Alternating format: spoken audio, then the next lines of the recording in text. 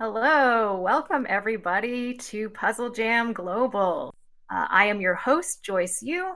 I am a great puzzle enthusiast as well as the co-founder of Puzzworthy, which is a clothing, home goods, and accessories shop for puzzle lovers and puzzle nerds, which I co-founded with Jessa, which some of you know as Jigsaw Jessa. This event would not be possible without the founders and organizers of Puzzle Jam Inc., which is a nonprofit. And events like these are possible because of members who subscribe and donate. All right, our talk coming up is called Little Hands, Mighty Stories. So this is all about puzzles for kids. If you have kids, grandkids, you have nieces and nephews, you just have kids in your life, I think puzzles make a really great, enriching gift. So I think this is a good talk for anyone who might be interested in knowing how to engage kids with puzzles. Teachers, if anyone here is a teacher, and give good gifts for them. I think this is a great talk. So our speaker today is Putrice. She is the founder of Coco Puzzles. She actually began illustrating art for children's puzzles in 2019. And then in 2020, in the summer, she launched Coco Puzzles, her brand. And her goal in doing that was to create imaginative characters through art that children could identify with and relate to in their everyday lives. So by combining her art with puzzles, she aimed to help parents bond with their children and spend meaningful time together, just as she did in her own home. So I want to invite Patrice to the stage here. I'm going to turn your microphone on. Welcome, Patrice. So nice to see you. Yeah. Is there anything that you would like to kind of add or introduce or share, and any kind of opening remarks that you have? I think you kind of covered it all, but just to reiterate, my name is Patrice. I am the artist and founder of Coco Puzzles. I am one of the only children's jigsaw puzzle company here in Brooklyn, New York. Just, spreading the love through puzzles, workshop, arts and crafts, and all these amazing things that we have going on. Awesome. Thank you. So everybody, this is mostly going to be a Q&A. We just want to kind of have a conversation with Patrice, learn from her. So as you can see in the Q&A, again, on the right side, there's a question mark icon on your screen. Go ahead and put in any questions you have and upvote the questions that have been asked here so that we can make sure to get some good insight from Patrice on the things that you all are interested in. So well, first of all, I'm kind of curious. Can you tell us a little bit more about the kinds of puzzles you make? What is kind of the age group that maybe you aim for?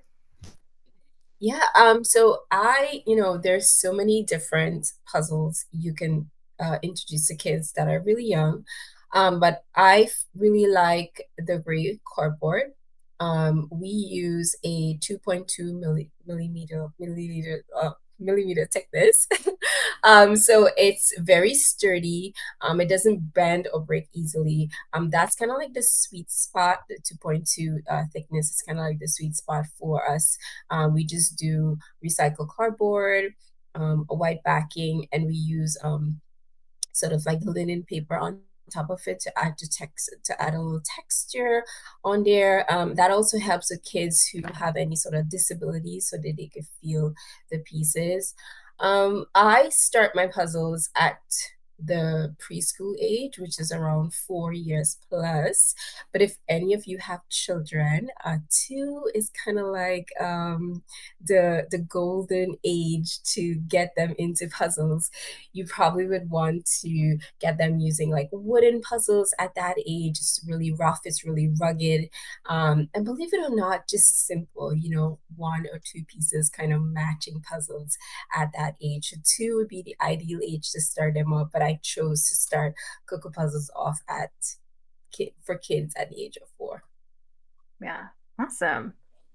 So a popular question that the people want to know is, do you have any advice for when kids lose interest in puzzles, either in general or if they're working on a specific puzzle and they kind of lose interest or give up? Um, I would say it's all about organization, right? I feel like one of the things I noticed, so I'm from the Caribbean, and coming into this North American culture, it was really different. And I feel like kids have a lot of stuff. When I was a child, like we used to get presents around Christmas time, my birthday, but now it's like a constant buying behavior. And so kids just have so many stuff. But if you're in this situation as a mom, it's all about organization and making sure they sort of have their own very own kids corner or kids space. And if you are a parent who loves the puzzles, you can sort of replicate that.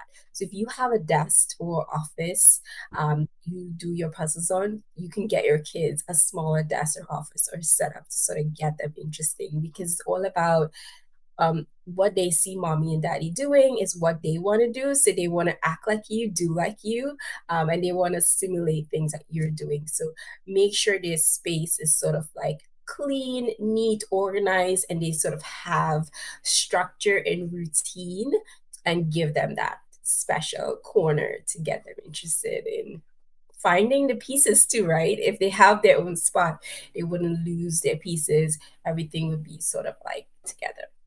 Yeah, absolutely. Good advice. Appreciate that. Our next question is, how do I support my kid when they're doing a harder puzzle? Um, I think if your kids are doing a harder puzzle, there's this thing called the Goldilocks rule. I don't know if you ever heard of it. So have you ever heard of it? I don't know if I know it related to puzzles, but I kind of the idea of Goldilocks, like the perfect fit. I think that's sort of what I think of So it there's as. kind of like this Goldilocks rule in the kids space. So it's like if the kid can finish a puzzle in under 10 minutes, it's too easy. And if they give up at over above 10 minutes, it's too hard, right? So you kind of really have to find like that sweet spot in terms of testing, right? You have to test them out to see what is sort of like their strengths, what are they kind of leaning to and gravitating to. Got it. Yeah.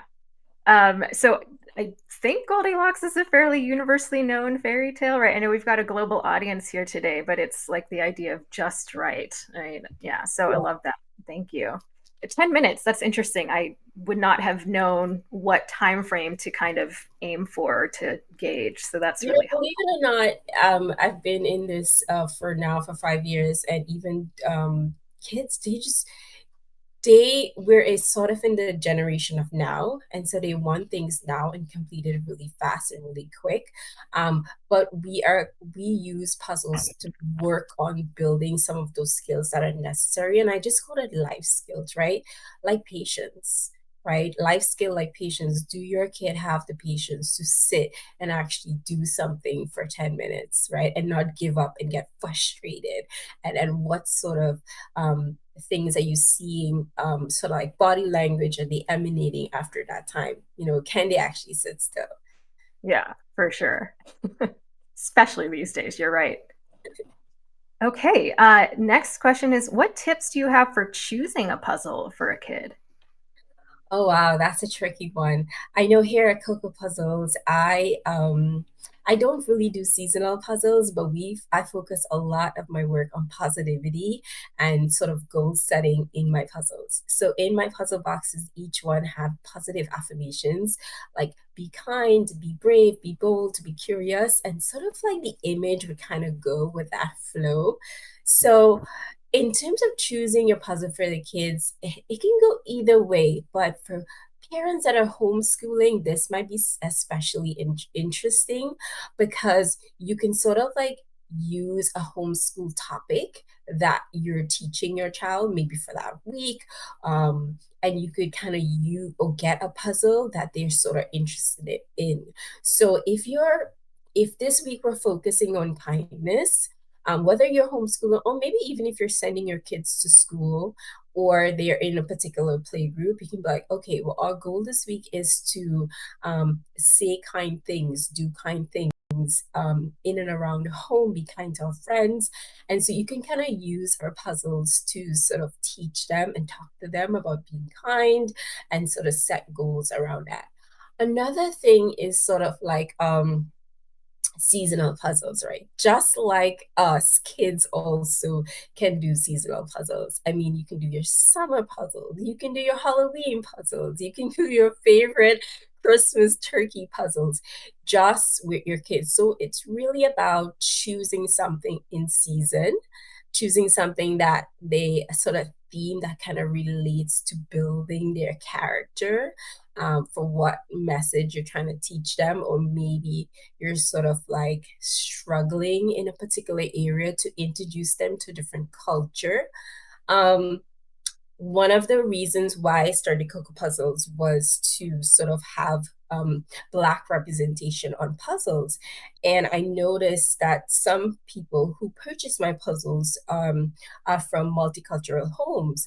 And so they would get puzzles with images of brown skinned characters, sort of like to help your kids breach what's called culture shock, right? And so help them feel immersive in different environments and knowing that, listen, not everybody looks like us, not everybody looks like you. We're all different, but we all love one another. Yeah. Awesome. Kind of related to that, but actually on the design side. So when you're designing puzzles, do you have guidelines for, say, puzzle piece count or size for kids? And actually, Pam's also asking about older adults because I think sometimes those larger pieces, smaller piece counts can be really beneficial for older adults. So, yeah, when designing, what are those guidelines for you? Yeah, I know we call it sort of like, it's kind of like when you choose a puzzle size per child, it's kind of like choosing a size of a shoe, right? So if your child is two, you start them off at the age of two and you would go from 2 to 12 pieces. If your child is four, you can go anywhere from 12 to 24 pieces and that'll be 4 to 6. And from 6 to 8, you can introduce them anywhere from 100 pieces to 200 pieces. But really and truly, any child who is 9 plus, ideally it's 300 pieces to 1,000. Right. And it's quite amazing to see young kids be able to do 1,000 pieces, 1,000 piece puzzles. But Yeah, you can kind of base it based on the age of the child, the shoe size of the child, and also you could lead into the piece count within every bracket. Another thing in choosing pieces for really, really small children, you have to look at hazards such as choking hazards and size of pieces. So you want to make sure that the piece is it's kind of like bigger than, if it's the kid is 2 years old, the piece has to be bigger than the palm of their hands to make sure that they can put it into their mouths and down their throats. So one thing we do at Cocoa Puzzles, and I think that's one of the reasons why I kind of like so afraid of doing like small puzzles for small kids. That's why I started off at the age of 4. We made sure that our ink is non-toxic. So in case the child accidentally puts it in your mouth or if the dog happens to eat it, you're not gonna get any ink stains. There's no like smelly ink odors when you open the box, not like fumes coming out. And so making sure that those safety measures also there as well is yeah, important. so smart. That's cool. I never would have thought thinking about shoe size or the size of, the palm of your hand is big, but that's really handy for reference. So appreciate those practical tips. What are your kids' favorite puzzle topics? Um, Puzzle topics for my kids. I think my kids just like all puzzles in general. And it goes back to just seasonality. We would just kind of choose puzzles based on the season, based on what's trending, based on what I want to teach them. And I think there's no like rule book into parenting. So, I mean, I was just sort of like going with what is needed at the time. Yeah, gotcha. Okay. Why did you start or why did you decide to start making puzzles for kids? It's a lot of many things, but it came from cultural travels, cultural background. It came from me finally having a daughter, It came from moving from the Caribbean into North America, and it was just all white walls. And I wanted to just pour into this space my love of art and culture and my love of puzzles. I feel like it was necessary, and it still is very necessary. Yeah. Awesome. Okay, so we've got a question from Robin here, which a few other folks are also interested in. But she says, my daughter is very interested in the idea of puzzling, but she wants to do speed puzzling like I do, which isn't realistic for her yet. So, how can I encourage her to love the process at her own level rather than mine? I think that's such a good question, right? Like kids always want to do what their parents or their older siblings are doing. So, yeah, how do you encourage them to love the process at their level? I always say if a kid is loud, never tell them to shut up, right? Because you don't want to sort of like mute them. If your kid is really interested in speed puzzling and you want to meet, she wants to be just like you, which is quite okay. You just have to sort of maybe take more time in her sort of like schedule time for her and give her puzzles and work with her technique and sort of groom that and build it. And so, give her big pieces from, I don't know how many pieces she does, but start her off small with 12 pieces, 24 pieces, 56 pieces, let her grow into it.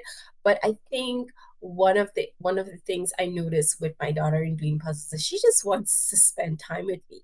Right? She just wants me to do puzzles with her, to watch her, to time her, and it's really interesting when she's like, give me 5 seconds, let me show you how much I can do. I think it's sort of like the fun thing. She's sort of gravitating for your attention because she wants to spend more time with you, and she also wants to do what you're doing. Yeah, absolutely. So we have a couple questions that I think are related. So, what to think about when choosing an image for kids' puzzles, or what is the most important to think about artwork on a kids' puzzle? That is a little tricky. Artwork in a puzzle, it goes back to interest. It goes back to if your kids love the ocean, then definitely get puzzles that are related to that because it's all about interest and curiosity, and you want to continue to spark that in everything that they see, and you also want to make sure that you are surrounding them by things that they would love and things that they're interested in. So whether it be people on puzzles, whether it's animals on puzzles, or anything that can spark their interest and keep them interested in doing an activity that's screen free, you can let them just pick it out, choose it. Or what I like to do is, listen, you got three choices. You need to pick one of these three because I already sort of self approve these ahead of time. So I know this is appropriate. Yeah, absolutely. Okay. Um, so if a child wants to do the same puzzle again and again, is that a good sign that the puzzle is appropriate for their age or ability, or is it too easy and maybe should the child be more challenged? Um, I think it definitely is a good sign, but it also means that they have grown out of it. They're sort of going based on building that memory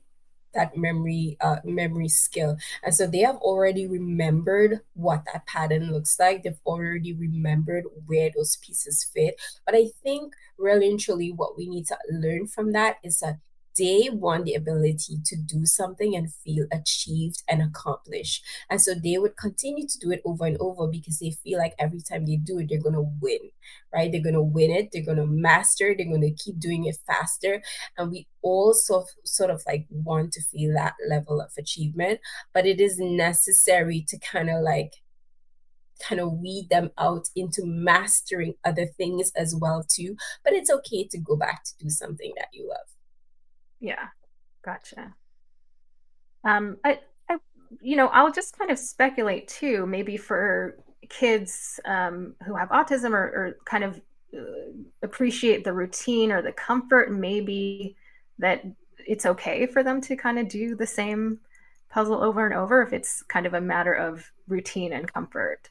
That's kind of Yeah, my thought. kids who Yeah. are on the spectrum, some of the things you just have to leave because it's familiarity, and it also could keep them calm, or it's like a safe space for them. And so, it's kind of like eating your favorite snack every day, right? So you want to keep doing it over and over. And again, that's completely okay, but as long as you sort of try to introduce them to new things. Yeah, absolutely. So we have a question about, do you have any advice for people selling online? So maybe people want to sell their own puzzles for kids online. Oh wow. I like personally selling in person. That's my like go-to. We sell at markets in person. I also started teaching workshops in person this year, teaching kids about puzzles, designing puzzles, crafts, and all these fun things. Um, Online selling has always been very tricky, so I don't have much advice for you there. However, with the age of social media we in, I feel like you just need to get yourself on camera, and if you're not a person who loves to be on camera, then you need to figure out a way to connect with your audience, and sort of like make them aware of what you're doing. Some things in your business you definitely want to keep a secret, because um that's sort of like, what do you call it, um that's sort of like your uh that's sort of your property, that's your essence, and you want to keep those secret, but don't be afraid to share whatever you feel comfortable to get your audience excited about the product that you're selling online. Yeah, absolutely. Here's a really useful question. How can I work on my own puzzle when kids are being distracting? Oh my God, it goes back to that organization that I talked about earlier. It goes back to that. If you have a desk, give them a desk. If you have a special corner that you do your puzzles, give your kids a corner that they can play in and they can be creative, because they just want to be next to you. They just want to spend time with you. They just want to do what you're doing. But I mean, when kids get into our pieces and we can find them, it's always really difficult, and it can be difficult, but you can also sort of like schedule time. You could do it. My favorite time to do it is before bedtime, because they kind of go down a little earlier than I do, and so that I get like a lot of time before bed, and so I would kind of do puzzles at bedtime. I do work in the day, but whenever I am home, if my daughter is taking a nap, I can also do puzzles during that time. Yeah. And then last question is, how can we encourage children of all ages to make their own puzzles? Because we need to invest in the next generation of puzzle makers. Oh wow. Um, to make, as in like make and build and like manufacture and create their own puzzles. That's a phenomenal question. I think that's one of the reasons why I got into workshops. And I would truly say that making puzzles sort of like comes from getting your child excited about art. If you notice, one of the things that attracts most of us to puzzles is fantastic art. We love a good image. We love to know about the artist. We love finding things in puzzles. We love tricky puzzles. The art gets us excited. So start there, right? Maybe have your kids draw, or take some of their artwork that they draw all the time in the house, and sort of like teach them how to draw die lines on the page, on the paper, and sort of cut it out into puzzle shapes. You can also use things like stencils, and you can sort of stencil out an entire paper of an artwork that they create, and sort of get them sort of like liking the idea of building this structure, of making the puzzles. But if your kids love art, they are definitely in the right direction. Yeah. Okay, last quick question. I love puzzles, your puzzles, but don't have any children in my life. Any chance you might release one in a larger piece count or maybe as a family style puzzle? Your images are fun for the child in all of us. I think for now, you guys are just gonna have to live in it through your inner childhood. don't think I'm planning on getting past 500. I do want to release a 500 piece maybe sometime, if not this Christmas, but next year. But we're definitely not going past 500. Actually, our next collection is only for toddlers at the age of 2. So you're just going to have to love these images at 4, use them as a snack puzzle, and live vicariously through all our art that is sort of fueling your childhood dreams and being a kid every day. Yeah, absolutely. I do know some, adult puzzlers who do buy your puzzles for like speed practice because there's small piece count and just for like a puzzle snack, right? Sometimes we just want to squeeze in a puzzle. So I know there are adults already who buy your puzzles for themselves. So okay. I did just want to comment. Someone mentioned if you're selling puzzles for children, especially young children, make sure to use non-toxic materials and follow OSHA rules on small parts. Absolutely. And Patrice, you talked about that, how you make sure to incorporate that into your products as well. So awesome. Thank you so much. We really appreciate this. Was really helpful and interesting. I learned a ton and a lot of really practical tips too on kind of picking puzzles for kids. So thank you so much.